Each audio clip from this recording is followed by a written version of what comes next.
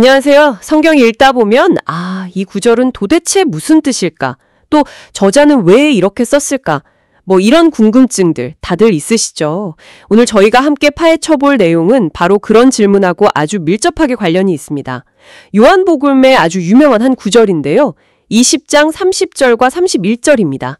네. 그 구절이요? 아주 유명하죠. 네, 이 구절이 요한복음 자체가 기록 목적을 밝히는 자기소개서 같은 부분으로 알려져 있잖아요. 맞습니다.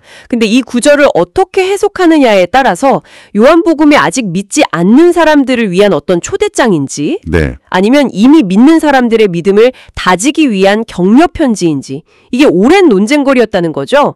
정말 흥미로운 지점 같아요. 그렇습니다. 특히 이제 D.A. 카슨하고 고든피라는 신약학계의 두 거목 사이에서 이 구절 해석을 두고 아주 치열한 논쟁이 있었죠.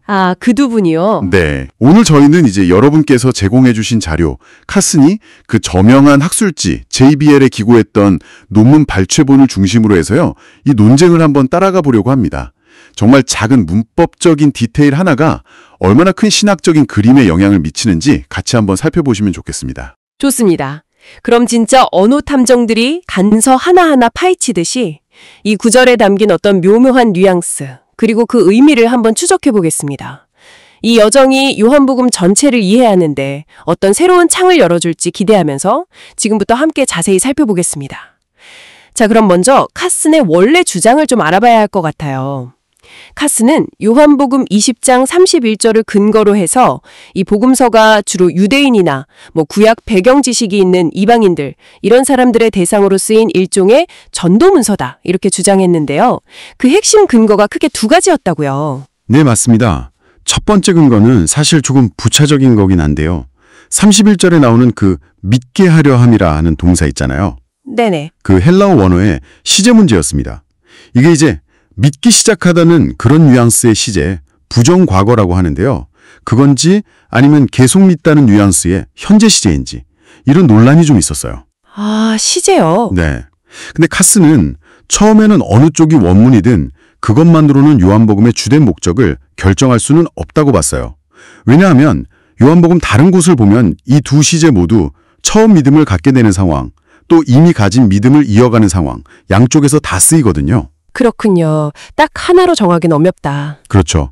그래서 시제만으로는 이 책이 비신자용인지 신자용인지 칼로 무자르듯이 나누기는 좀 어렵다. 이렇게 본 거죠. 알겠습니다. 시제 자체는 결정적인 증거가 아니라고 봤다면 그럼 카슨이 더 중요하게 내세웠던 그 주된 논거는 뭐였나요? 이게 핵심일 것 같은데요. 바로 헬라어 문정의 군초, 그러니까 구문론에 관한 것이었습니다. 레인 맥고피라는 학자가 있어요. 이분이 신약 헬라어에서 A는 B이다 같은 문장, 그러니까 에이미 동사를 사용하는 문장에서요. 무엇이 주어 A이고 무엇이 설명어 B, 이걸 이제 수로 보어라고도 하는데 이걸 구분하는 규칙들을 연구했습니다. 네, 규칙이요? 그중에 아주 중요한 규칙 하나가 뭐냐면 정관사, 영어의 the에 해당하는 헬라어 ho가 붙은 명사나 명사고가 주어가 된다는 거였습니다. 정관사가 붙은 쪽이 주어다. 네. 근데 유진 괴치우스라는 또 다른 학자가 맥고피가 예외로 분류했던 몇몇 구절들, 특히 요한복음 20장 31절이 사실은 예외가 아닐 수도 있다고 주장을 한 거예요. 예외가 아니다. 네. 그래서 카스는 이 괴치우스의 분석을 따라서 요한복음 20장 31절을 분석했습니다. 그 구절을 헬라어로 직접 보면 오티 예수스 에스틴 호 크리스토스 호 휴스 투 테우 이렇게 되거든요. 네, 길군요. 여기서 호 크리스토스 호 휴스 투 테우, 즉 그리스도 하나님의 아들, 여기에는 정관사 호가 붙어 있어요. 근데 예수스, 즉 예수에는 정관사가 없다는 점에 주목을 한 거죠. 아하, 그렇군요. 그럼 그 맥고피 규칙에 따르면 정관사가 있는 그리스도, 하나님의 아들 부분이 주어고 맞습니다. 정관사 없는 예수가 그 주어를 설명하는 말, 그러니까 수로 보어가 된다는 거네요.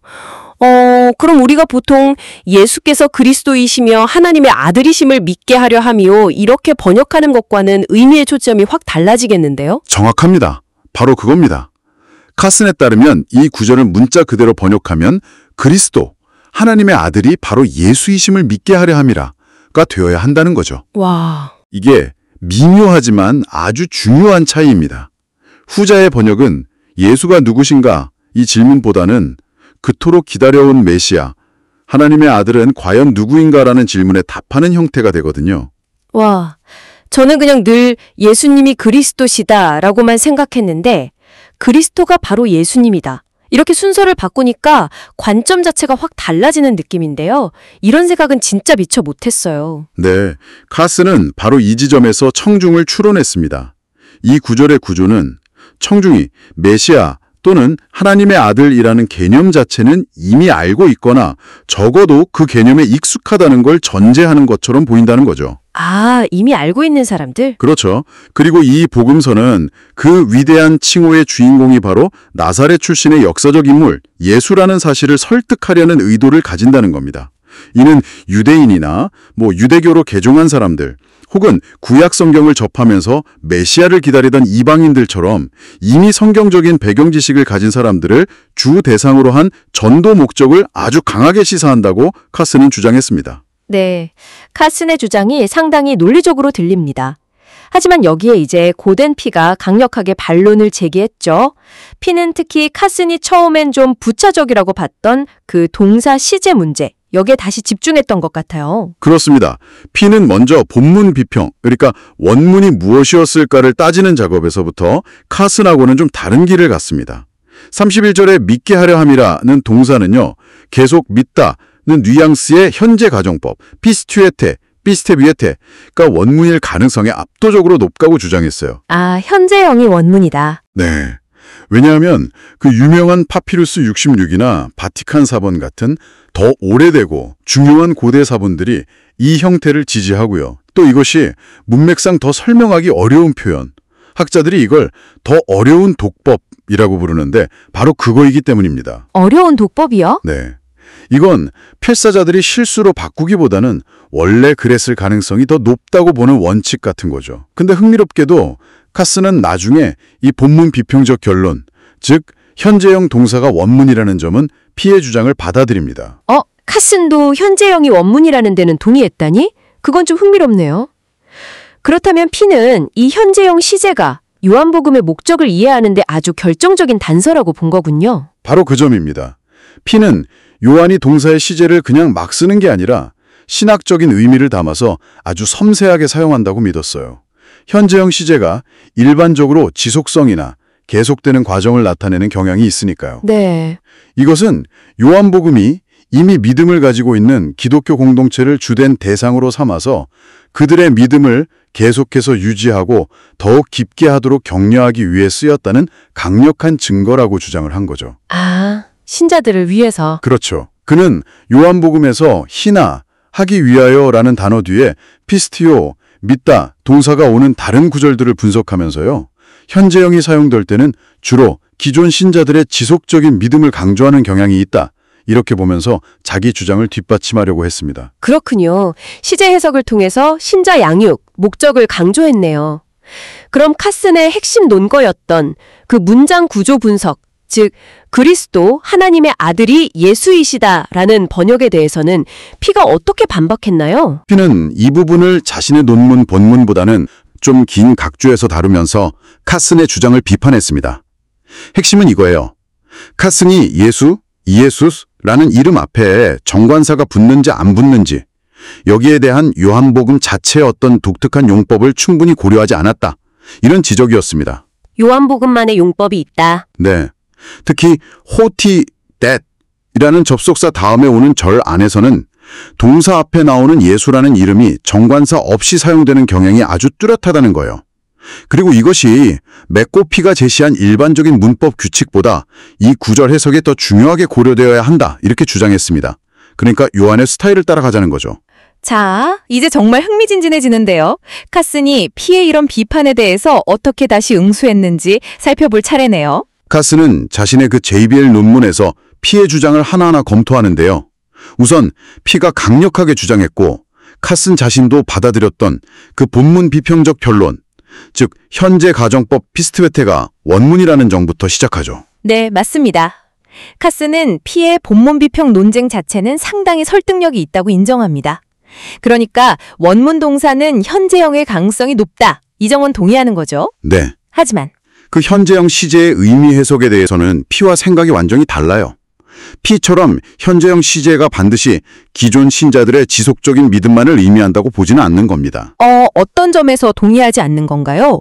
현재형이 보통 계속의 의미를 가진다는 게 일반적이지 않나요? 카스는 피의 해석 방식이 현대 언어학의 관점에서 보면 약간 단순화되었다고 지적합니다. 그러니까 동사의 시제 형태, 현재형이냐 부정과거냐, 이게 그 동사가 나타내는 행동의 종류, 시작이냐 지속이냐를 기계적으로 결정하는 게 아니라는 거죠. 인지를 보여준다는 겁니다. 이걸 소위 양상이론, 에스펙트 티오리라고 하는데요. 조금 더 유연한 해석이죠. 양상이론. 네. 구체적인 예를 들어서 설명합니다. 현재형이 지속적 믿음을 의미한다고 했지만 카스는 요한복음 6장 29절을 예로 들어요. 여기서 예수님은 믿지 않는 반대자들에게 하나님께서 보내신 이를 믿는 것, 여기서 현재 가정법 피스투에 비테가 쓰였거든요. 이게 하나님의 일이라고 말씀하십니다. 여기서 현재형 동사는 분명히 비신자들에게 믿음을 요구할 때 사용되었죠. 비신자에게도 쓰였다. 그렇죠. 반대로 믿기 시작하다는 뉘앙스로 흔히 알려진 부정과거 시제 피스투세테 역시요. 이미 믿고 있는 제자들의 믿음이 더욱 깊어지는 것을 묘사할 때도 사용된다는 점을 지적합니다. 예를 들어서 나사로를 살리신 후 11.15, 나 예수님의 예언이 성취된 후 14.29, 제자들의 믿음 심화를 말할 때 이 시제가 쓰이거든요. 잠깐만요. 그럼 정리를 좀 해보면 현재형 동사가 원문이라고 해도 그 동사가 비신자에게도 쓰일 수 있고 또 부정과거 동사가 신자에게도 쓰일 수 있다면 결국 동사 시제 하나만 가지고는 요한복음의 주된 대상이 신자인지 비신자인지 확실히 결론 내릴 순 없다는 거네요. 정확히 그게 카슨의 요점입니다. 현재형 시제가 지속적인 믿음, 그러니까 어려움 속에서도 인내하면서 계속되는 믿음을 나타낼 수는 있어요. 분명히. 하지만 카슨은 이런 인내하는 믿음이야말로 요한이 생각하는 참된 믿음의 본질이기 때문에 처음 믿는 사람에게도 처음부터 이런 종류의 믿음이 요구된다고 봅니다. 처음부터요? 네, 일시적인 믿음은 요한에게는 참된 믿음이 아니니까요. 요한 23, 25 같은 거 보면. 따라서 지속적 믿음을 요구한다고 해서 그 대상이 반드시 기존 신자일 필요는 없다는 거죠. 시제 논쟁만으로는 이 문제를 해결할 수 없다는 겁니다. 알겠습니다. 시제 문제는 그렇게 정리가 되네요. 그럼 피가 각주에서 제기했던 카센의 그 문장 구조 분석에 대한 반박 있잖아요. 즉 호티절 안에서 정관사 없이 쓰이는 예수의 이름의 용법이 더 중요하다. 이 주장은 어떻게 되나요? 네, 카스는 이 반박 역시 설득력이 부족하다고 봅니다. 한 두 가지 정도 이유를 드는데요. 첫째는 피가 자기 주장의 근거로 삼았던 본인 논문, NTS 논문에서도요. 호티절에서 동사 앞에 정관사 없는 예수가 오는 패턴은 요한복음만의 특징이 아니라 신약성경 전반에 걸쳐 나타나는 일반적인 현상임을 피 스스로 인정했다는 점을 지적합니다. 피 스스로도 인정했다? 그렇죠. 그러니까 이걸 요한복음만의 특별한 용법이라고 주장하면서 일반적인 문법 규칙, 즉 맥고피 규칙을 무시할 근거가 약하다는 거죠. 네. 둘째, 이게 더 결정적인 반박인데요. 피가 자신의 논문에서 예로 들었던 요한복음 구절들, 예를 들어 5장 15절 같은 경우요. 자기를 낫게 함이가 바로 예수라고 유대인들에게 알렸다, 이런 구절인데요. 이런 경우를 보면 피 자신도 그 구절들에서 정관사 없는 예수를 주어가 아니라 수어, 즉 설명하는 말로 분석하고 있다는 점을 카슨이 아주 날카롭게 지적합니다. 문맥상 그 사람이 바로 예수다, 이런 의미로 해석한 거죠. 잠깐만요. 그럼 좀 이상한데요. 피 스스로도 비슷한 다른 구절에서는 예수를 주어가 아니라 수로로 봤으면서 왜 유독 20절 31절에서만큼은 예수가 반드시 주어야 한다고 주장하는 걸까요? 일관성이 좀 없어 보이는데요? 바로 카스는 그 점을 의아하게 생각하는 겁니다. 일관성이 없다는 거죠. 따라서 카스는 맥고피의 규칙, 즉 정관사가 붙은 호크리스토스 오 히오스투 테우, 호크리스토스 오 히오스투 테우가 주어이고 정관사 없는 예수, 이수스가 수어라는 자신의 원래 주장이 여전히 문법적으로 가장 강력하고 일관성 있는 해석이라고 결론을 내립니다. 다른 강력한 반증이 없는 한 일반 규칙을 따르는 것이 합리적이다, 이런 입장인 거죠. 결국 카스는 자신의 초기 주장을 고수하는 거군요. 번역은 여전히 그리스도, 하나님의 아들이 바로 예수이심을 믿게 하려 함이라. 이게 가장 적절하고 이는 메시아는 누구인가라는 질문에 답하는 구조로서 성경적 배경을 가진 이들을 대상으로 한 전도적 목적을 시사한다. 이런 결론이네요. 맞습니다. 카스는 덧붙여서 링컨이나 키너 같은 다른 학자들이 제기한 반론에도 간략하게 답변을 하는데요. 예를 들어서 어떤 학자들은 요한복음이 그리스도나 하나님의 아들 같은 칭호의 의미 자체를 새롭게 정의하고 심화시키는 데 관심이 많다. 그래서 단순히 메시아가 누구냐는 질문에 답하는 전도문서로 보기 어렵다. 이렇게 주장하기도 하거든요. 네, 그런 주장도 있을 수 있겠네요. 하지만 카스는 이 두 가지가 충분히 양립 가능하다고 봅니다. 즉, 메시아는 누구인가라는 질문에 바로 예수다라고 답하면서 동시에 그 메시아라는 칭호가 예수 안에서 얼마나 더 깊고 새로운 의미를 갖게 되는지를 설명하는 것이 얼마든지 가능하다는 거죠. 아, 둘 다 가능하다. 네. 또 인내하는 믿음을 강조하는 것이 꼭 기존 신자만을 대상으로 하는 것은 아니라는 점도 다시 한번 강조하고요. 네, 오늘 정말 작은 구절 하나를 놓고 벌어진 어떤 학문적 논쟁의 세계를 깊숙이 들여다본 것 같습니다. 요한복음 20장 31절을 둘러싼 칼슨과 피의 논쟁을 쭉 따라가 봤는데요. 정리를 좀 해볼까요? 네, 좋습니다. 우선 본문 비평적으로는 동사의 원문이 계속 믿다는 뉘앙스의 현재형, 피스취예테, 피스테베이테, 일 가능성이 높다는 점에는 칼슨도 결국 동의했습니다. 네, 그 부분은 동의했죠. 하지만 그 시제의 의미 해석에 있어서는 의견이 갈렸죠. 피는 이것이 신자 양육 목적의 강력한 증거라고 봤지만 칼슨은 지속적인 믿음이라는 게 참된 믿음의 본질이기 때문에 비신자에게도 처음부터 요구될 수 있다. 그래서 시제만으로는 대상을 단정하기 어렵다고 반박했습니다. 그렇죠. 그리고 문장 구조, 즉 구문론적으로는 칼슨의 입장이 더 강한 설득력을 갖는 것 같다는 결론이었네요. A는 B다 문장에서 정관사가 있는 쪽이 주어 A라는 일반 규칙이 20장 31절에도 적용되어야 하고 따라서 그리스도 하나님의 아들이 바로 예수이심을 믿게 하려 함이라는 번역, 즉 메시아는 누구인가? 라는 질문에 답하는 전도적 틀을 시사하는 해석이 더 타당하다라는 것이 칼슨의 최종 지장이었습니다. 맞습니다. 물론 칼슨 자신도 인정하듯이 이 한 구절 분석만으로 요한복음의 목적이라는 이 복잡하고 거대한 문제가 완전히 해결되는 건 아닙니다. 훨씬 더 큰 그림의 일부일 뿐이죠. 네, 그렇죠. 하지만 이 구절에 대한 치열한 언어적, 문법적 탐구가 얼마나 중요하고 또 심오한 신학적 함의를 가질 수 있는지 잘 보여주는 아주 흥미로운 사례라고 생각합니다. 청취자 여러분께 이 논의가 왜 중요할까요?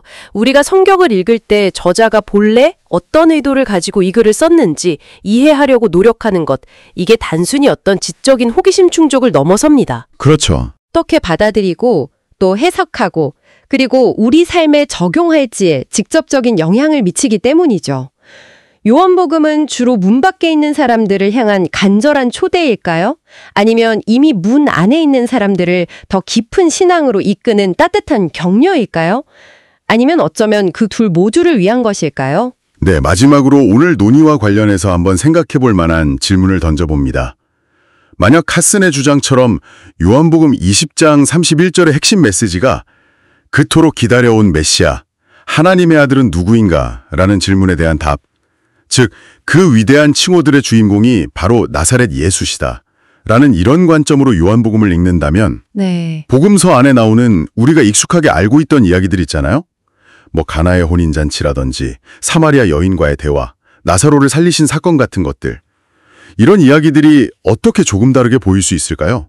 기존에 예수님이 그리스도시다 라고 읽을 때와 비교해서 어떤 새로운 통찰이나 강조점을 발견하게 될지 한번 곱씹어 보시면 아주 흥미로운 성경 읽기 경험이 될 것 같습니다. 네, 정말 흥미로운 질문입니다. 이런 질문들을 통해서 성경을 더욱 깊이 알아가는 기쁨을 누리시면 좋겠습니다. 오늘 함께 해주셔서 감사합니다. 네, 감사합니다. 다음에도 흥미로운 지식의 세계로 여러분을 안내하겠습니다.